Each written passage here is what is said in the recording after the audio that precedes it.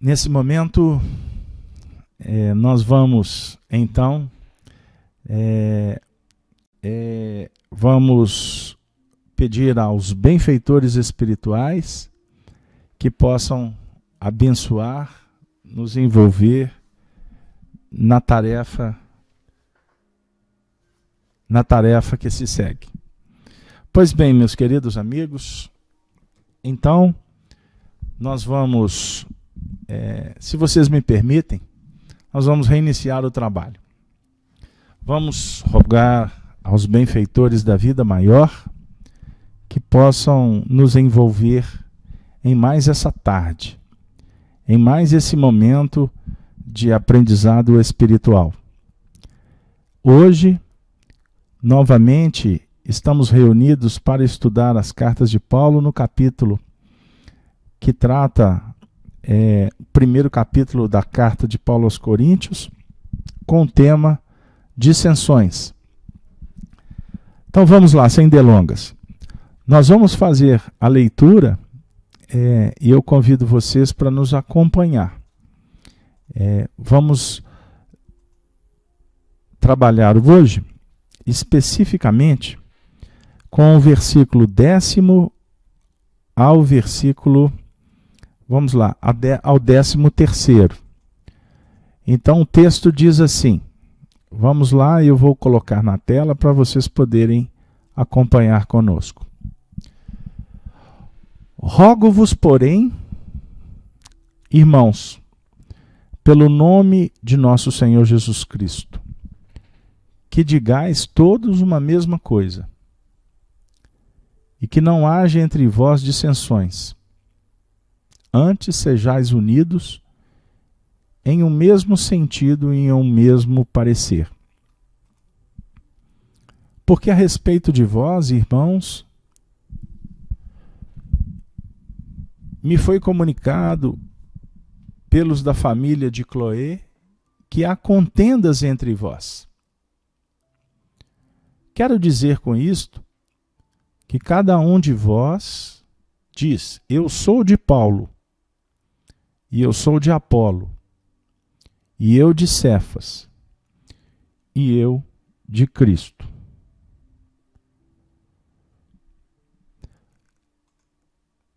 Está escrito dividido? Foi Paulo crucificado por vós? Ou fostes vós batizados em nome de Paulo? Dou graças a Deus porque a nenhum de vós batizei, senão a Crispo e a Galo, para que ninguém diga que fostes batizado em meu nome. Pois bem, vamos ficar por aqui. Então, o nosso querido Paulo de Tarso, nesta missiva, especificamente nesse trecho, ele convida a todos nós para, vamos dizer assim, para que nós possamos nos conscientizar quanto à responsabilidade da tarefa que nos visita. Estamos sendo chamados para operar em Cristo, para debater e estudar as lições do Mestre da Cruz. O que efetivamente traz para nós um movimento de muita alegria. É uma oportunidade extraordinária nos aproximar dos ensinos daquele que é o sol da imortalidade. E quando Paulo faz uma rogativa, ele faz em nome do Senhor Jesus, não em nome dele mesmo. Que todos nós possamos trabalhar no mesmo sentido. Ele não está efetivamente trazendo uma ideia de padronização. ou de uniformização das práticas. Ele nos conclama para que estejamos todos sintonizados com a proposta do Cristo, que se apresenta robusta no amor, integradora, fraterna, o que naturalmente não está aqui inibindo o debate em torno das questões que vão fomentando o aprendizado. Ele está se referindo aqui às questões de ordem, vamos dizer assim, polêmicas. Questões que muitas vezes favorecem muito mais a intelectualidade, a presunção, a vaidade, o poder, do que efetivamente favorece o crescimento do todo. Nós temos refletido com os amigos espirituais que, em nome do Espiritismo cristão, nos alertam quanto à importância de criarmos um ambiente que fomente sempre a discussão em torno da mensagem que liberta, e não nos prendermos, não nos enovelarmos com as questões que destroem, pautadas em críticas exageradas, em pontos que definem muito mais pontos de vista, não é? Aquelas condições que nós projetamos à sombra e nos julgamos perfeitos, donos da verdade. O debate acadêmico, ele deve ser pautado sempre nos planos da humildade. Humildade verdadeira. Humildade que agrega, repetindo. E a humildade nos conclama algumas reflexões. Por exemplo, sobre os limites e as possibilidades. Não estamos tratando aqui de subserviência. Não. Subserviente é aquele que se enfraquece, que se dobra, aquele que se diminui. É diferente de uma pessoa humilde. Uma pessoa humilde é aquela que sabe que não sabe de tudo. Aquela que sabe que não é a única que sabe. Aquela que sabe que a outra pessoa sabe o que ela não sabe. Aquela que sabe que ela e a outra pessoa saberão coisas juntas. Aquela sabe que ela e a outra pessoa nunca saberão tudo o que pode ser sabido. Humildade é aquela que sabe que ainda não cresceu aquilo que pode. Né? Aquilo que pode. Pois bem, nós vemos aqui alguns pontos que são interessantes.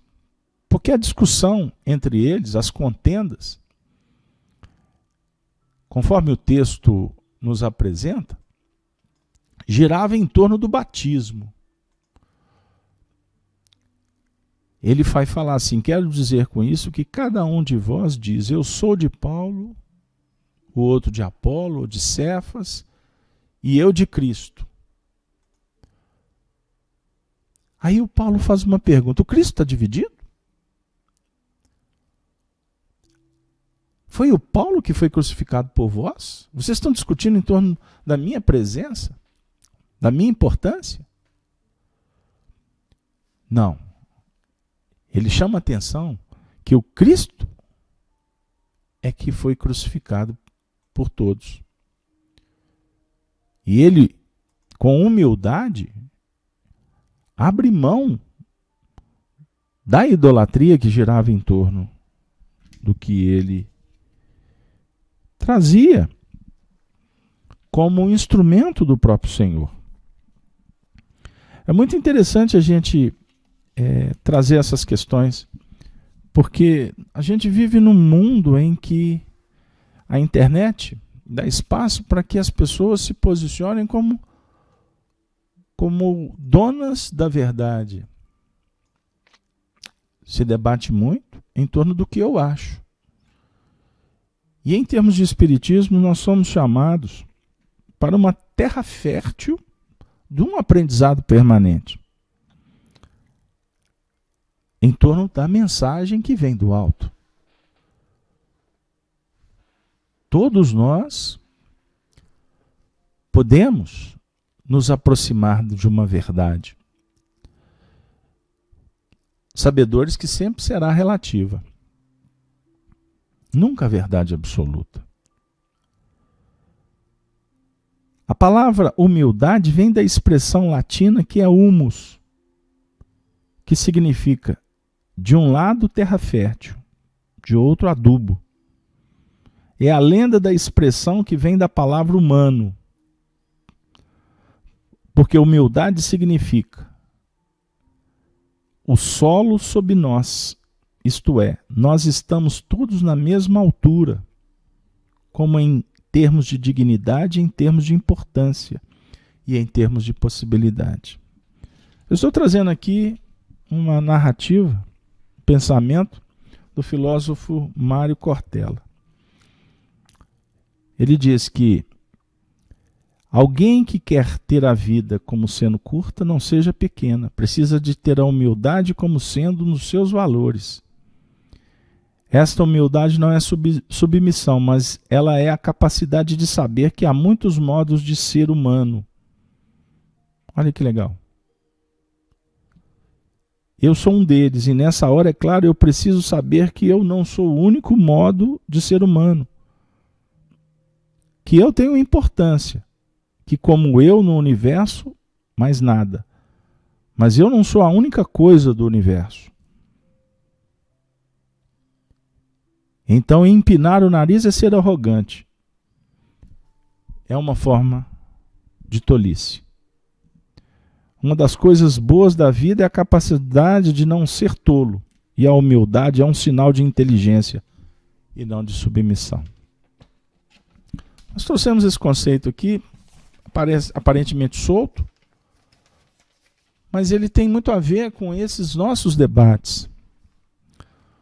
Aproximar da mensagem espírita é um ato de humildade que fomenta dentro da nossa intimidade empolgação, entusiasmo diante de um manancial tão rico. Mas devemos ser cuidadosos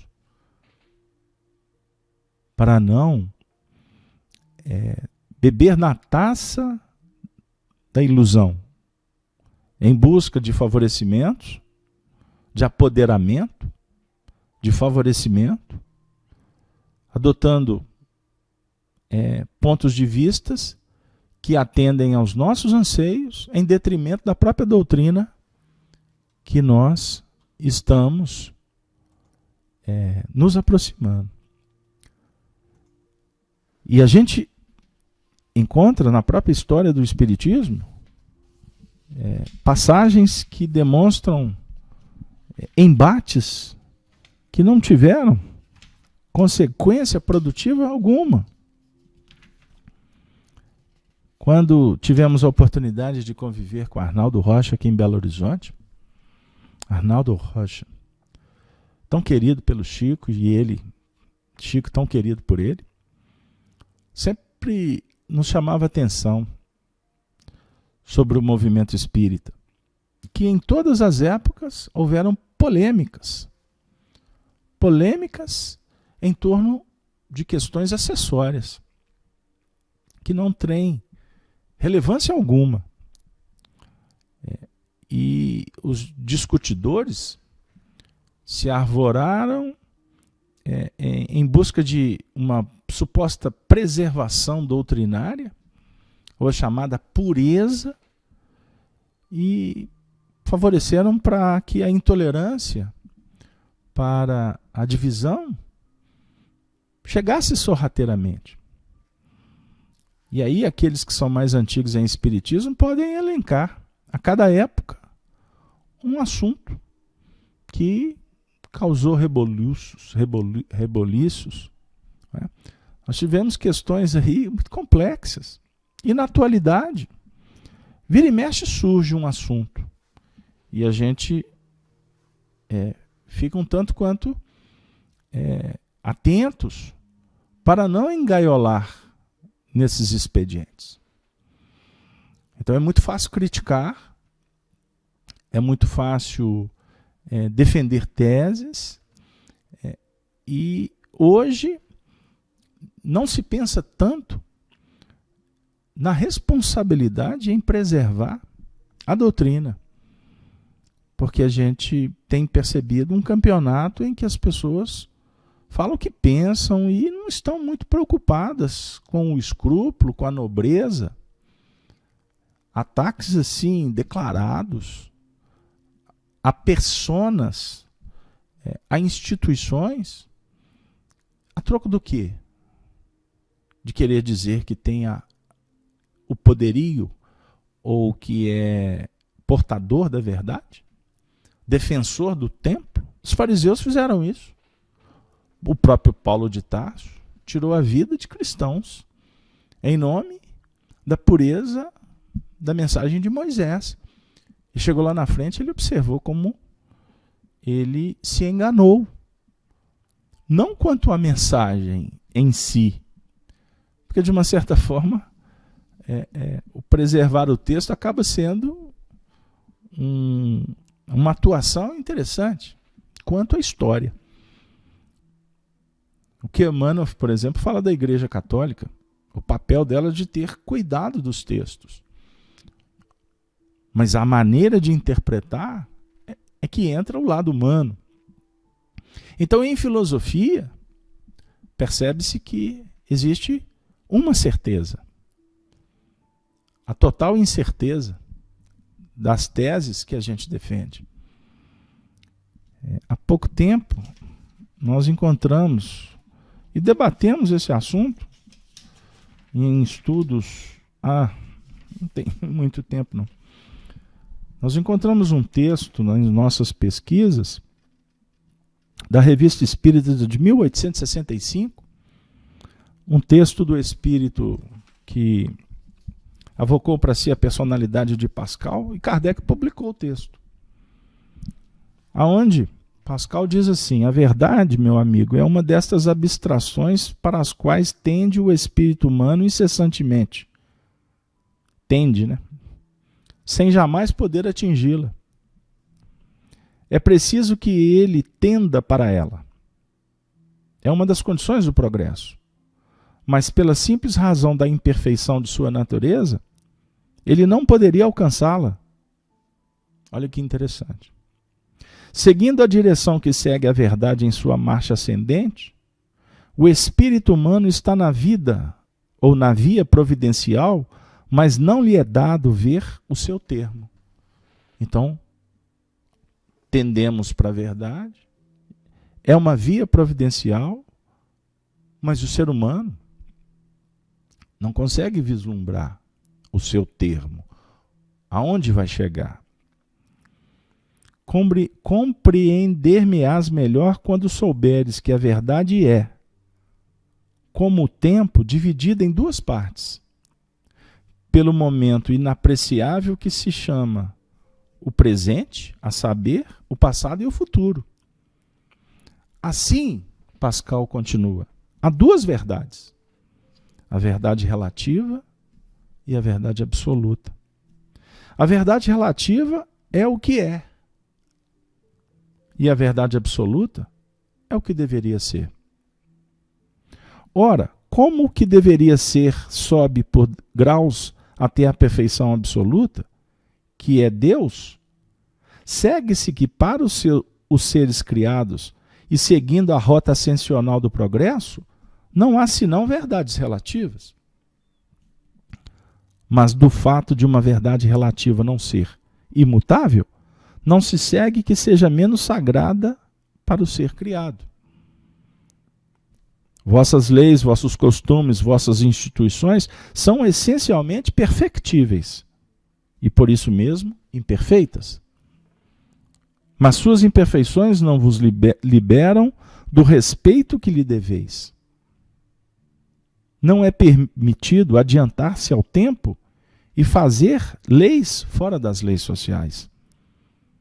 A humanidade é um ser coletivo que deve marchar, se não em seu conjunto, ao menos por grupos, para o progresso do futuro.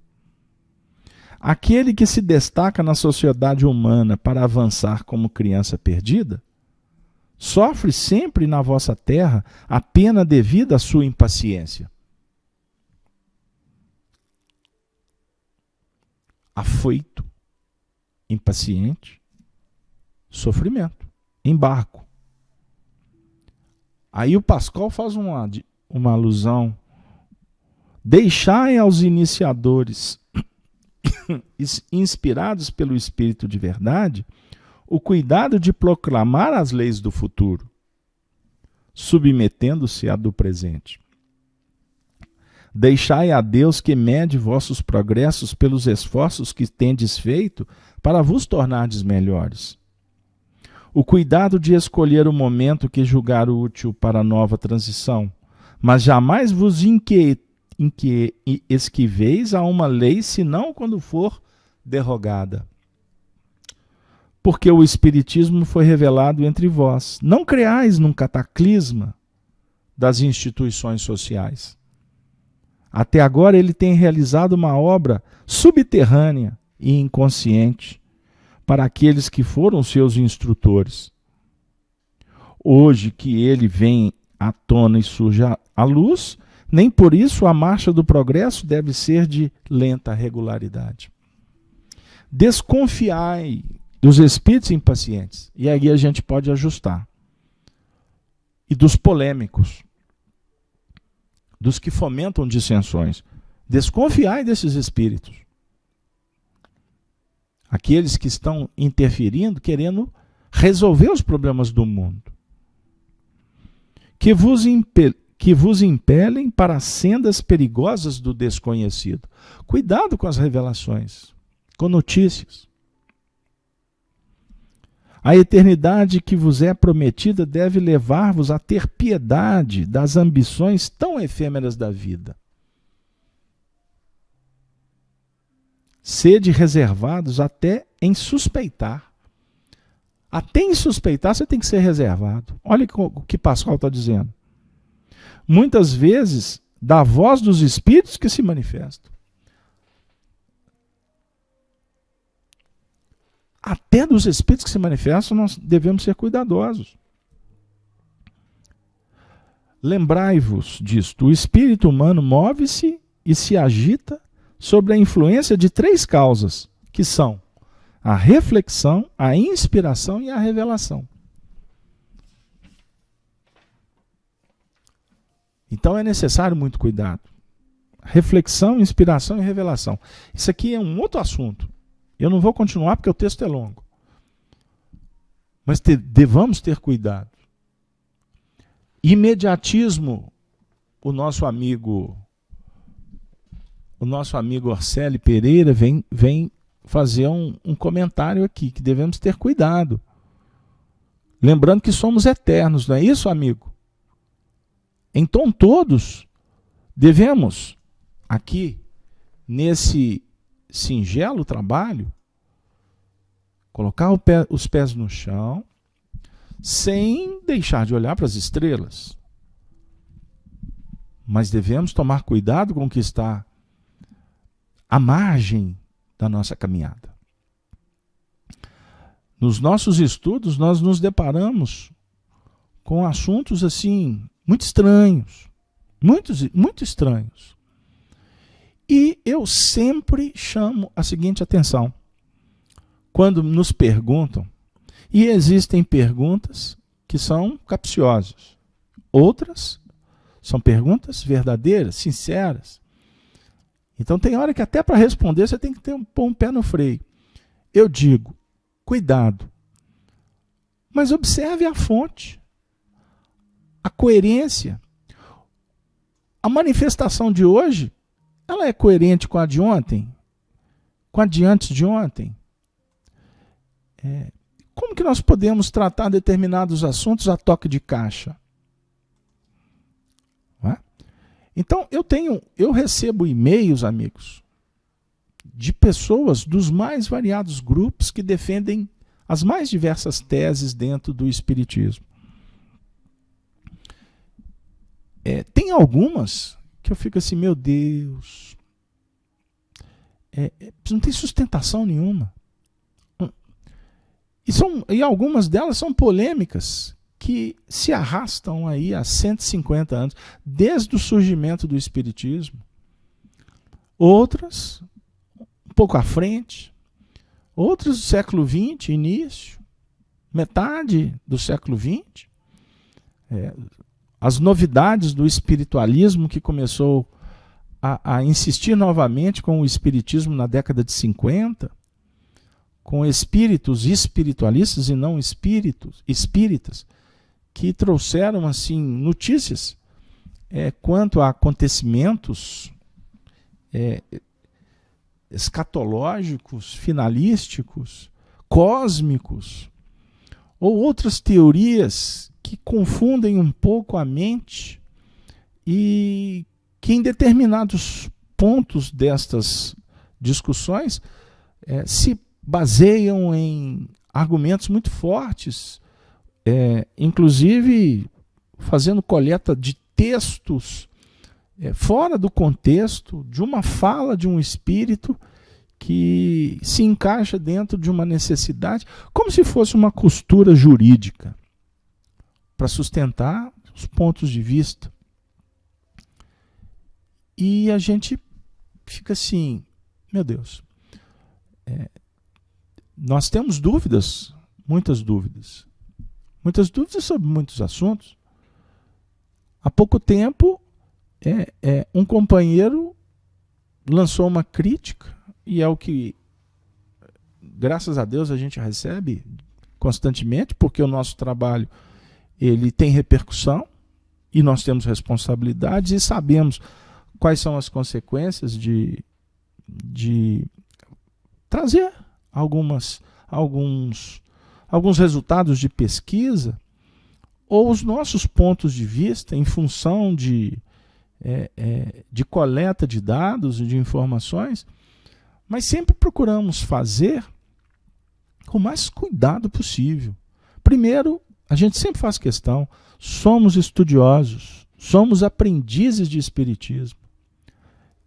O indivíduo pode ter o tempo que for de doutrina, não necessariamente significa que ele tenha a verdade absoluta, porque alguém que pode estar chegando aqui pode estar com o coração, o espelho da alma mais limpo.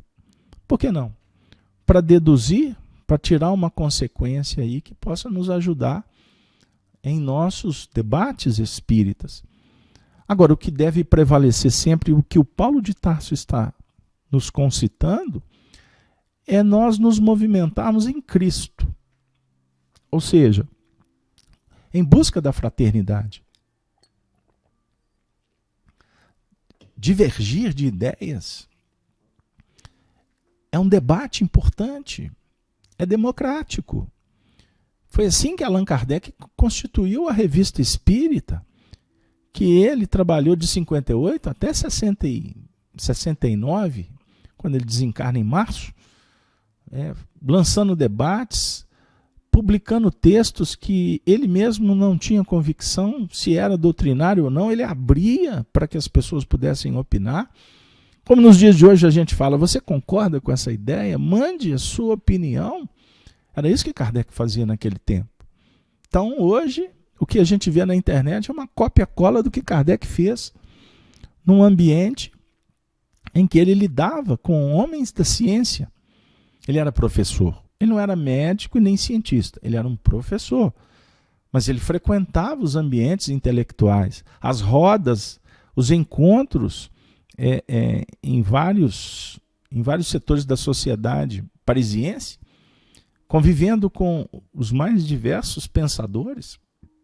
Então, a universidade debatia os assuntos, a matéria, o espiritualismo racional, que está sendo hoje resgatado pelos historiadores, nos mostrando como que todo aquele ambiente favoreceu para que Allan Kardec pudesse ter os elementos necessários para que, inclusive, os espíritos pudessem se comunicar para ajudar na organização dos assuntos, das ideias. Nós nos equivocamos, julgando que os espíritos trouxeram todo o espiritismo através dos médiuns. Não, não é verdade. Hoje a história já nos mostra, com elementos, com pesquisas sérias, com a abertura da Biblioteca de Paris e de outros lugares do mundo, com a tecnologia, nós temos aí trabalhos muito importantes que estão sendo feitos para nos mostrar como era o ambiente daquele período, para que o espiritismo brotasse. Então nós, hoje, nós fomos criados como espíritas, podemos assim dizer, a nossa formação dentro do espiritismo sempre nos incentivou a discutirmos, a estudar os assuntos e tirar as nossas conclusões dentro de um plano racional, mas procurando, e este é o cuidado, viu, Leila? Verônica também que está falando aí, que a gente possa estar sempre sintonizado com o pensamento espírita em Allan Kardec. Desculpe. Na obra espírita, nas obras que Kardec nos deixou, para que a gente possa, inclusive, ter uma base para discutir o que vem depois. Porque eu costumo dizer isso com muito carinho e respeito. Vocês sabem da nossa admiração com a obra do filósofo Emmanuel, através da mediunidade de Francisco Cândido Xavier e outros médiuns. Emmanuel sempre foi cuidadoso em dizer que ele era um estudioso da obra de Kardec. Inclusive, ele exige que Chico assim operasse. E que ele fazia suas interpretações, inclusive, de uma forma até muito privilegiada, porque ele está no mundo espiritual, e estando no mundo espiritual, ele tinha informações que a gente não tinha aqui na Terra ainda. Mas ele sempre foi cuidadoso em trazê-las. Porque as coisas não podem vir fora do tempo. O conhecimento humano tem que ser edificado para que possa a mensagem do alto encontrar ressonância e todos crescermos como espíritos ou quanto encarnados. Agora, nem tudo que o Emmanuel disse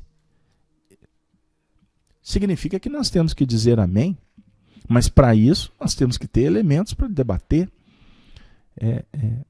E por que não dizer que o Emmanuel trouxe alguns pontos que ele mesmo, com o passar do tempo, fez uma revisão no mundo espiritual, passou a interpretar de uma outra maneira. Qual que é o problema a gente falar sobre isso? Isso não é desrespeito, porque para muitos se torna um sacrilégio. Se torna um sacrilégio. É abjurar, né? Tem que abjurar depois. Olha, você falou mal. Não, como assim? Não, eu concordo ou não concordo. Inclusive tem uma história muito engraçada, só para a gente quebrar o clima, em que uma senhora chegou para o Chico e falou que ela achava que o Emmanuel era um espírito muito atrasado. O Emmanuel é um espírito atrasado. Aí o Chico, é mesmo. Aí, bom, o Chico tinha aquelas posturas muito legais, né? De balançar a cabeça. O Arnaldo falava que o Chico dizia que eles falavam sobre esse assunto, né? Que era como agir como vaca de presépio em determinados momentos, né? Você concorda, mas o indivíduo está achando que você está concordando com ele, mas na verdade você está sendo educado, né? Passou um tempo, essa senhora chegou para o Chico e falou assim: Chico, eu acho que o Emmanuel melhorou. Ah, é? Mas me explique melhor. Não, porque eu acho... Porque ele escrevia antes, eu não entendia nada, agora eu já estou entendendo.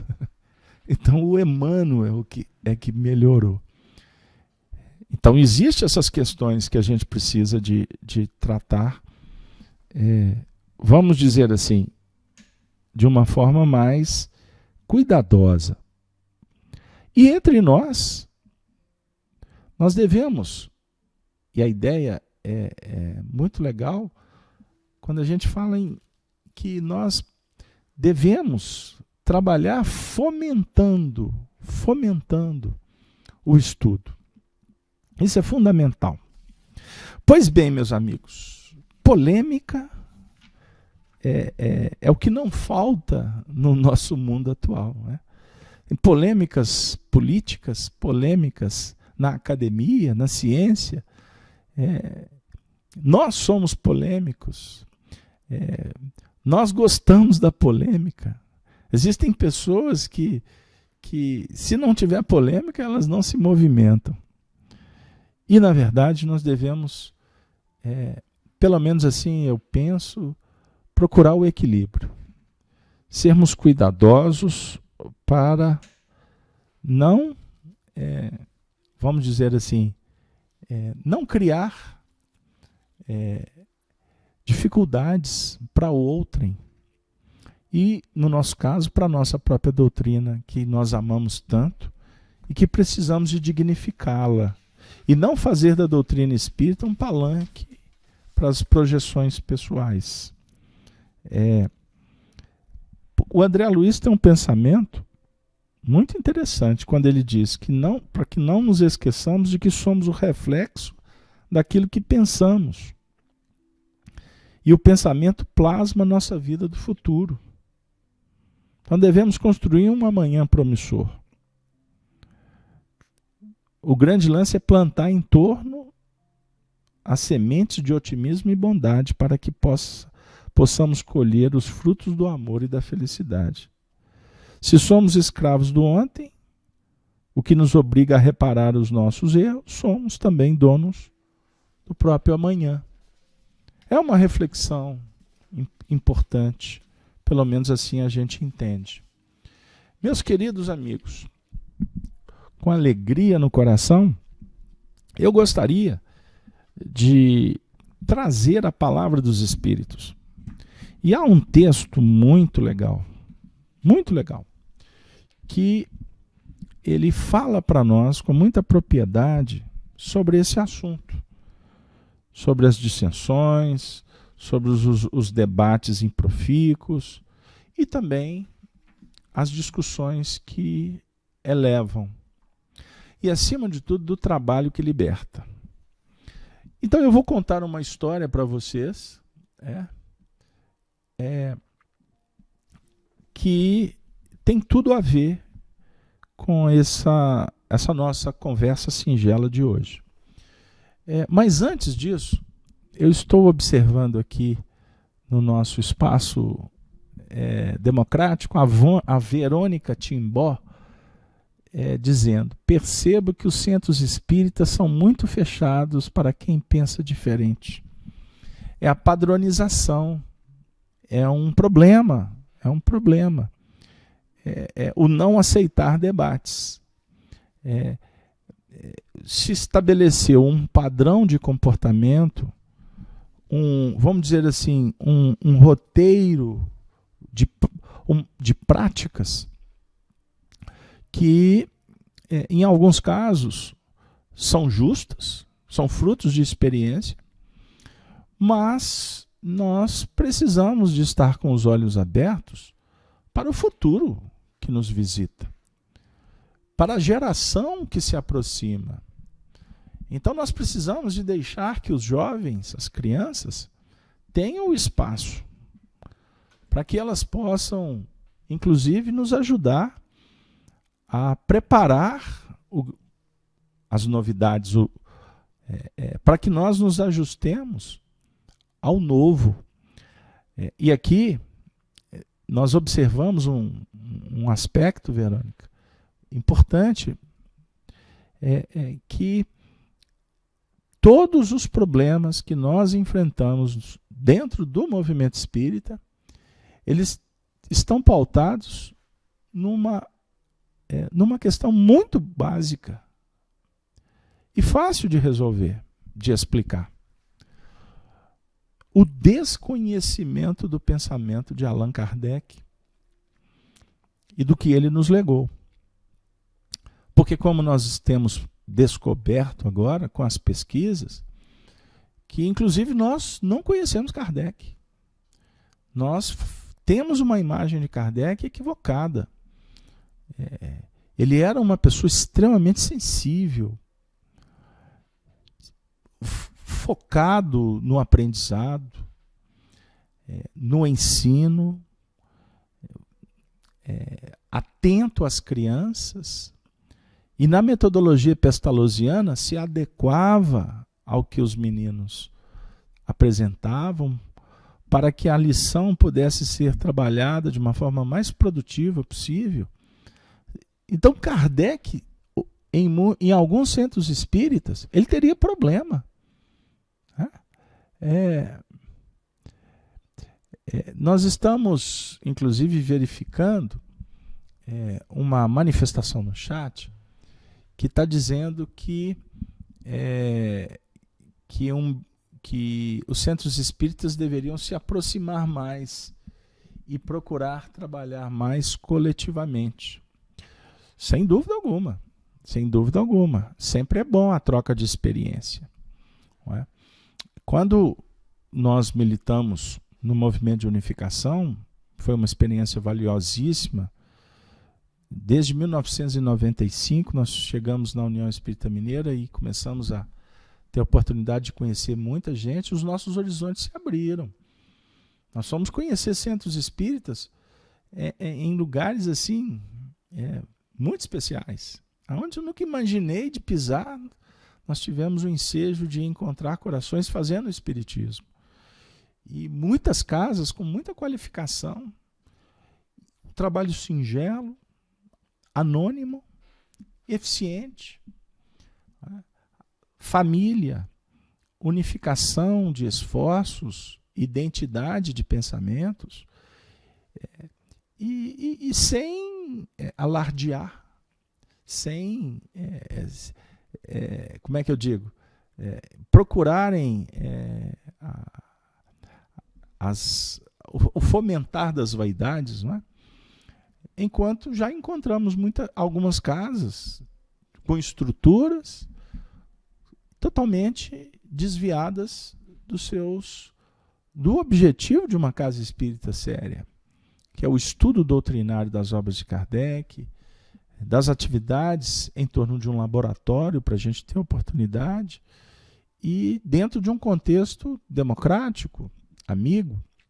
Então a troca de experiência é muito valiosa. Trabalhadores que lidam conosco, quanto direção, sabem que nós sempre incentivamos as pessoas a visitarem outras casas espíritas, a conhecer outros métodos de trabalho, para ou trazer novidades, no sentido de ideias, ou quem sabe, de repente, se encontrar em outros lugares. Porque o movimento espírita é muito amplo, é muito diverso. Nós é que fazemos a separatividade, nós é que construímos muros. Os espíritos, na verdade, eles nos incentivam a construir pontes. Então a Luísa está dizendo, o problema maior é quando as pessoas acham que sabem tudo. Ficam vaidosas e se acomodam. Pois é, Verônica.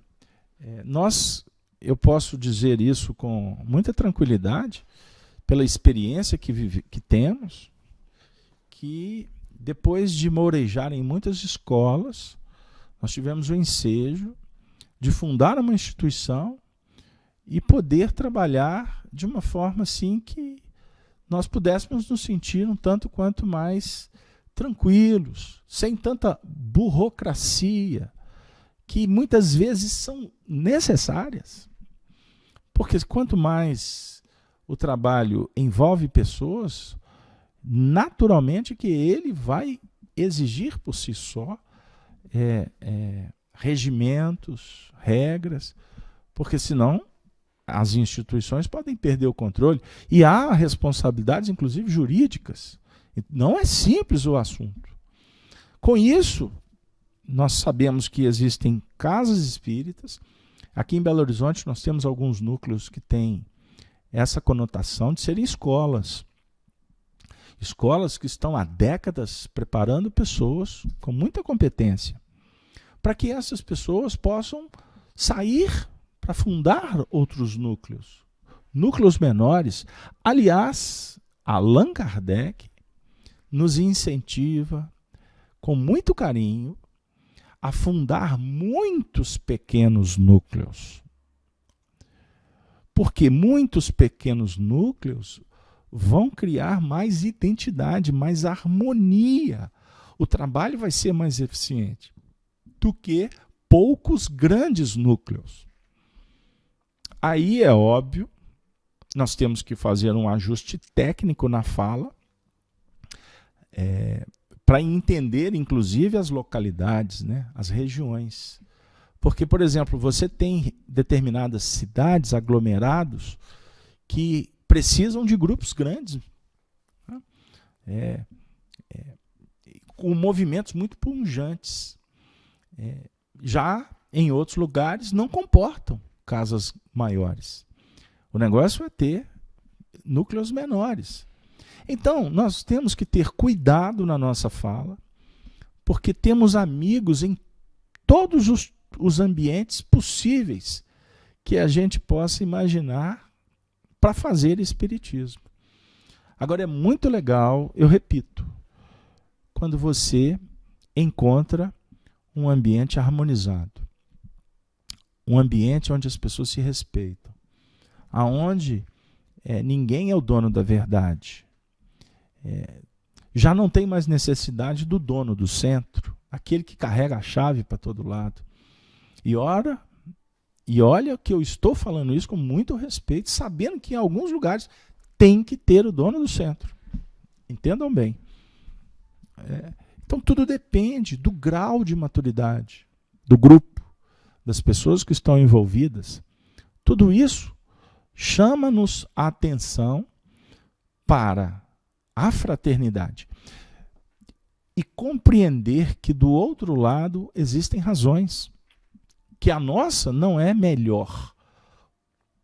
Em alguns casos, ela realmente não é melhor para o outro, ela pode ser melhor para nós. E a verdade do outro não nos atende. Isso é possível e, em determinados momentos, necessário no processo do aprendizado. Nós devemos agir com humildade. E quando encontrar polêmica, cuidado com a polêmica. Porque o objetivo da espiritualidade é rachar, é criar divisionismo para imperar. Isso acontece dentro de casas espíritas, como também acontece no próprio movimento espírita. Então nós não concordamos com algumas coisas, em determinados momentos nós apontamos, mas observem que nos nossos trabalhos, nos nossos estudos, nos nossos canais da Rede Amigo Espírita ou no nosso canal Gênese, nas atividades da FEAC ou nas palestras que nós fazemos pelo movimento espírita no Brasil e fora, procuramos sempre agir com nobreza, de uma forma respeitosa, porque nós não temos a verdade absoluta. Se nós não concordamos, porque o Espiritismo não pactua com a ilusão, com o fanatismo, com a idolatria, com o imediatismo. Isso Kardec é muito claro para nós. O Espiritismo ele tem que se pautar em suas bases. Então, em nome da política, eu não faço conchave com ninguém, em detrimento do Espiritismo. Arnaldo Rocha, certa feita, me disse: meu filho, entre o Espiritismo e um amigo, eu fico com o Espiritismo. Se o amigo espírita estiver agindo contra o espiritismo. Eu não tenho absolutamente nada com a vida de quem quer que seja. A intolerância não cabe no cristianismo ou na mensagem do Cristo. A violência jamais. Mas eu preciso de preservar o que me compete. Então, na nossa casa espírita, por exemplo, aonde eu morejo, se chegar alguém ali para fazer qualquer movimento contra o espiritismo, é óbvio que nós não vamos permitir. Agora, eu não vou na casa de ninguém para dizer se ele está certo ou não no fazer espiritismo. Cada um segundo as suas obras. E como Pascal, nessa mensagem lida, nos conclama a sermos cuidadosos e pacientes, respeitosos, porque somos perfectíveis. E o movimento espírita, quanto os indivíduos, temos muitos equívocos, cometemos muitos erros, porque são próprios do comportamento humano. Aonde há humanidade, há contradições, é natural. O homem primitivo, ele convivia com os homens primitivos. Então nós temos lá o Neandertal, os Sapiens e etc., eles conviviam entre eles. Cada um mensurando e agindo conforme a sua condição. Então nós que hoje formamos uma raça, os Homo sapiens, todos nós precisamos de compreender que essa raça ela é composta por múltiplas raças espirituais. Nós precisamos de entender que cada um vê a vida conforme a sua concepção, a sua condição espiritual. Então, o que nos deixa entristecidos é quando a gente vê pessoas que se dizem espíritas e que vão para a internet atacar o outro e fazem isso descaradamente e, em alguns casos, covardemente. Porque é muito fácil ligar uma webcam, um microfone, uma internetzinha básica, e sair por aí para falar que o outro é mentiroso, é inescrupuloso, é obsediado, é isso, é aquilo. Atacando a moral das pessoas. Então eu digo, isso é covardia. Porque primeiro que não tem coragem de dar nomes. Se escondem com medo de serem processados, então para mim isso é covardia. Há um movimento da internet hoje que fomenta um jornalismo para todos. Mas se no meio jornalístico a gente vê contradições, embora há uma ética, uma tradição justaposta e ajustada, inclusive, pelas próprias leis humanas, o que nós temos visto, inclusive, com aqueles que se julgam divulgadores do espiritismo, em alguns casos, que são a minoria, mas é uma total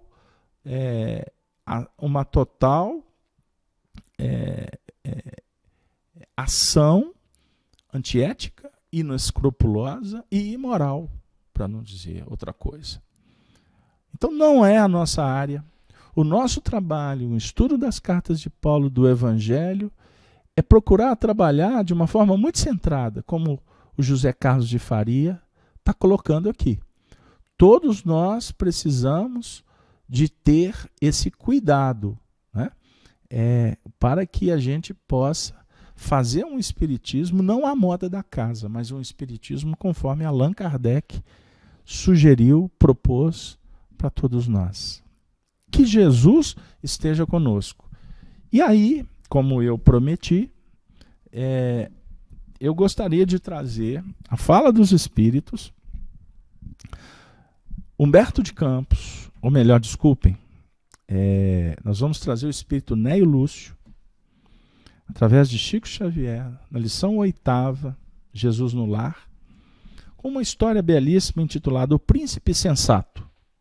E esta notícia ficará como uma reflexão para nos auxiliar um pouco mais no entendimento no que remonta às nossas responsabilidades quanto a proposta do Cristo, que é de união, de amor, de concórdia e de paz. O príncipe sensato. Comentavam os apóstolos entre si qual a conduta mais aconselhável diante do Todo-Poderoso, quando o mestre narrou com brandura. Certo rei, senhor de imensos domínios, desejando engrandecer o espírito dos filhos para conferir-lhes herança condigna, conduziu-os a extenso vale verdoengo e rico de seu enorme império e confiou a cada um determinada fazenda, que deviam preservar e enriquecer pelo trabalho incessante. O pai desejava deles a coroa da compreensão, do amor e da sabedoria, somente conquistável através da educação e do serviço. E como devia utilizar material transitório, deu-lhes tempo marcado para as construções que lhes seriam indispensáveis. Mais tarde, ao serviço de elevação.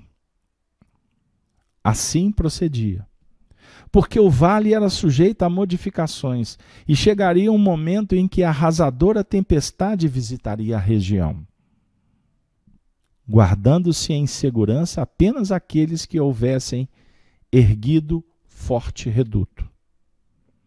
Assim que o soberano se retirou, os filhos jovens, seguido pelas numerosas tribos que o acompanhavam, descansaram longamente, deslumbrados com a beleza das planícies banhadas de sol. Quando se levantaram para a tarefa, entraram em compridas conversações com respeito às leis de solidariedade, justiça e defesa, cada qual a exigir especiais deferências dos outros. Quase ninguém cuidava da aplicação dos regulamentos estabelecidos pelo governo central. Os príncipes e seus afeiçoados, em maioria, por questões de conforto pessoal, esmeravam-se em procurar recursos sutis com que pudessem sonegar, sem escândalos visíveis entre si, os princípios a que haviam jurado obediência e respeito.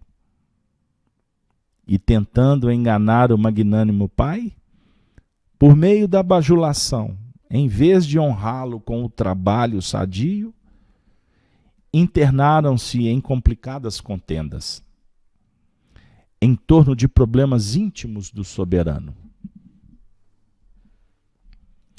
Gastaram anos a fio, discutindo-lhe a apresentação pessoal.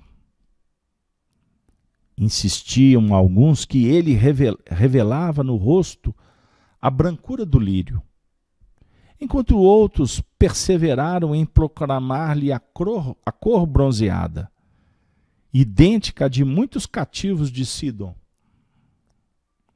Muitos afirmavam que ele possuía um corpo de gigante, e não poucos exigiam fosse ele um anjo coroado de estrelas.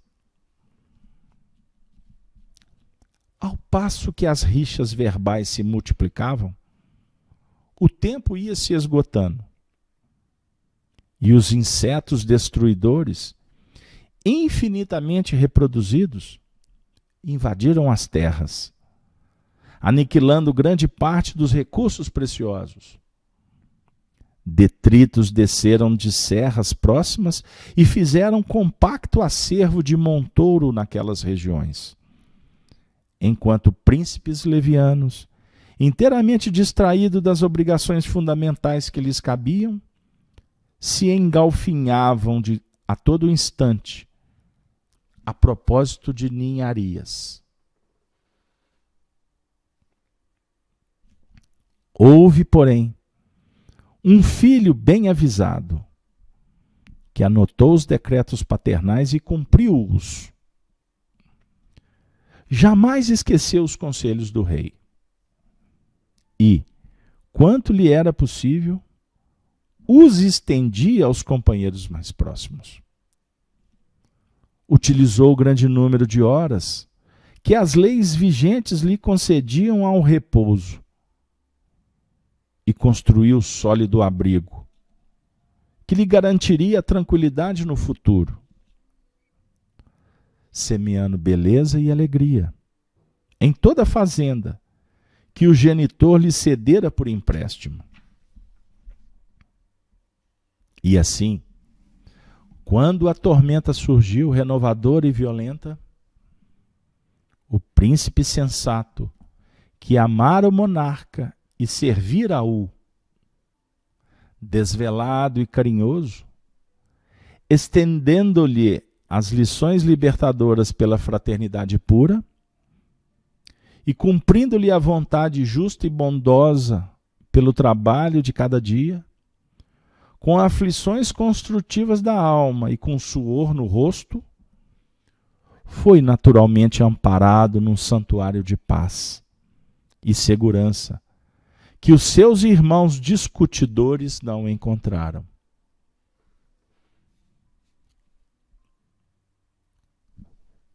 Doce silêncio,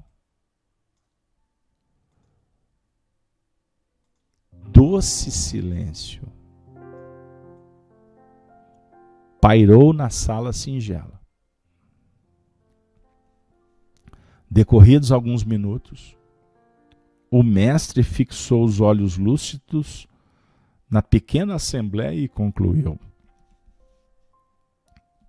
quem muito analisa, sem espírito de serviço, pode viciar-se facilmente nos abusos da palavra.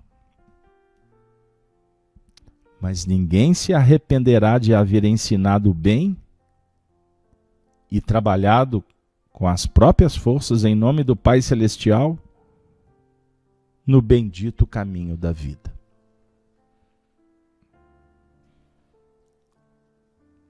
No bendito caminho da vida. Meus queridos amigos, nós temos aqui nessa lição um convite do Senhor para o trabalho. E esse convite, na verdade, ele objetiva cada um de nós a atingir a coroa da compreensão do amor e da sabedoria. E o Senhor sabe que só é possível a conquista através da educação e do serviço. E para isso, Ele nos concede a oportunidade do trabalho.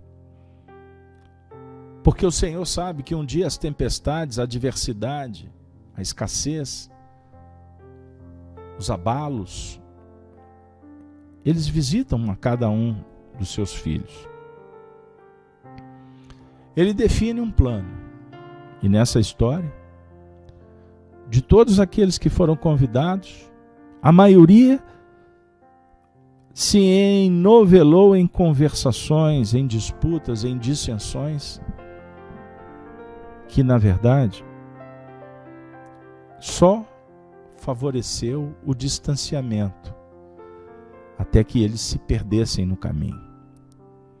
Apenas um abriu mão ou se furtou dessas complicadas contendas, que aparentemente são importantes, mas na essência não equivale a não ser a prejuízos de ordem espiritual. Rixas verbais.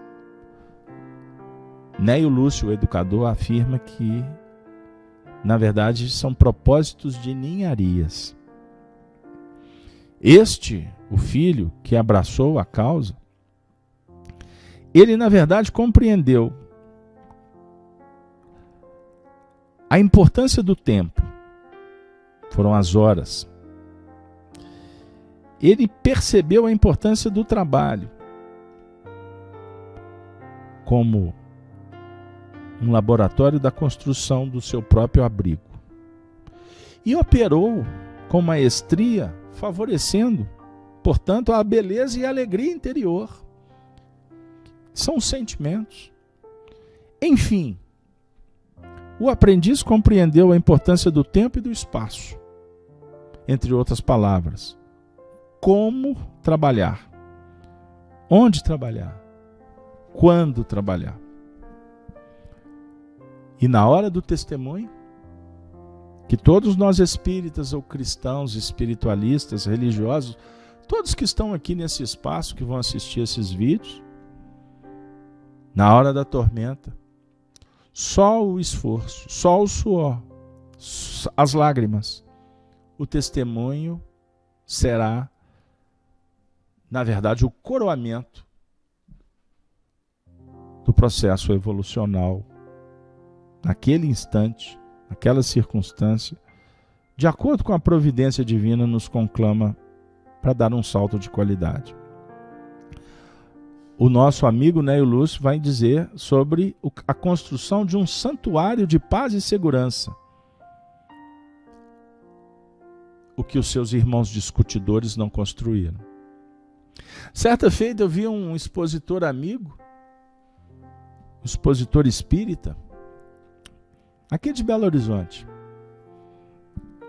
Ele disse assim: tem muita gente discutindo no meio espírita determinados assuntos e eles não estão observando que o rio do tempo está desaguando no mar da providência e da justiça divina. E o rio está passando, as águas estão descendo. E muitos dos discutidores estão perdendo, portanto, o trem da vida. O que há de acontecer? Desilusão, decepção, culpa, arrependimento, remorso. E podem estar se candidatando para reencarnar amanhã em situações extremamente adversas e serão lembrados no que remonta aos seus pontos polêmicos, aonde eles estão assentando a evolução, enquanto o trabalho continua por fazer. O trabalho continua por fazer. Então, meus queridos amigos, nós vamos verificar aqui o seguinte, que aventureiros, espíritos trevosos, espíritos inferiores, eles só encontram guarita, espaço, no território da invigilância e das discussões. E o tempo todo, o mensageiro do bem, ele é apedrejado, ele é atacado. Somos nós que queremos melhorar, mas o passado ainda continua gritando. Não foi o que aconteceu no chat? Aonde um companheiro desavisado entrou para apresentar-se em seu nível evolutivo, usando de palavras de baixo calão, atacando pessoas, não é? Então, nós precisamos de verificar que a cada um segundo as suas obras. Que Deus abençoe a cada um de nós nesse momento tão especial da nossa evolução. Queridos amigos, com muita alegria, nós estamos aqui mais uma vez agradecendo a oportunidade de estar com vocês para refletir sobre as belezas da vida. Nesse mundo que está doente, nesse mundo de pessoas completamente sem estrutura moral, sem anteparo psicológico e espiritual. A enfermidade psicossocial hoje é como uma pandemia. ela se espalha. E nós precisamos estar muito firmes, realmente, no que nós entendemos ser o melhor para a nossa jornada evolutiva. Que Deus nos abençoe, que Jesus possa nos envolver ainda mais na sua misericórdia, que os bons espíritos continuem junto de cada um, nos seus lares, com seus familiares. Novamente eu peço desculpas pelo horário diferente que fizemos o trabalho, mas semana que vem a gente retorna dentro da dinâmica operacional que nós já nos comprometemos. Muito obrigado a todos, desejo uma ótima tarde, uma ótima tarde para todos, que Deus nos abençoe. Muito obrigado, Ave Cristo para todos. Nós vamos ser obrigados a encerrar a nossa transmissão e vamos nos preparar para acompanhar o estudo do André daqui a pouco, às 17 horas. Um grande abraço, André. Um grande abraço aos nossos amigos da Rede Amigo Espírita, aos nossos amigos da Rádio Brasil Espírita de Maceió, que nos acompanham também ao vivo. Boa tarde para todos. Valeu.